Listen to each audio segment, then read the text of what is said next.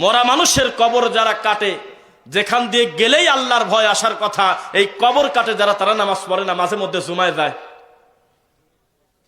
একটা ভালো কবর কাটতে লাগে 4 ঘন্টা, 2 ঘন্টা কবর কাটার পর যখন ঘেমে যায়, নাস্তা করার দরকার, ওই নাস্তায় তাদের বিরতিতে প্রধান খাদ্য হলো বিড়ি। অথচ তার মাধ্যমে হাজার হাজার মানুষকে চিরতরে দাফন করানো হচ্ছে, তার ভিতরে কোনো ফিলিংস নেই। বুঝতেছেন না? বক্তা বুখারী খতম করেছে, আমাদের এই অমৃতপাড়া দাখিল মাদ্রাসায় বুখারী খতমের অনুষ্ঠান হয় না, অথচ বেদাতীদের বুখারী খতমের শেষ নাই, গরু খায়। অথচ বুখারী খতম করে আখেরি মুনাজাত করে 30টা হুজুরকে নিয়ে, এখনো পর্যন্ত জোরে আমিন খুঁজে পায় নাই। হয়তো মুফতি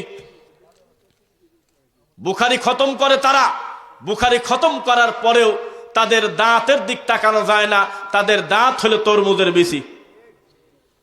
মরা মানুষের কবর যারা কাটে, যেখান দিয়ে গেলেই আল্লাহর ভয় আসার কথা, এই কবর কাটে যারা, তারা নামাজ পড়ে না, মাঝে মধ্যে জুমায় যায়। একটা ভালো কবর কাটতে লাগে 4 ঘন্টা, 2 ঘন্টা কবর কাটার পর যখন ঘেমে যায়, নাস্তা করার দরকার, ওই নাস্তায় তাদের বিরতিতে প্রধান খাদ্য হলো বিড়ি। অথচ তার মাধ্যমে হাজার হাজার মানুষকে চিরতরে দাফন করানো হচ্ছে, তার ভিতরে কোনো ফিলিংস নেই। বুঝতেছেন না?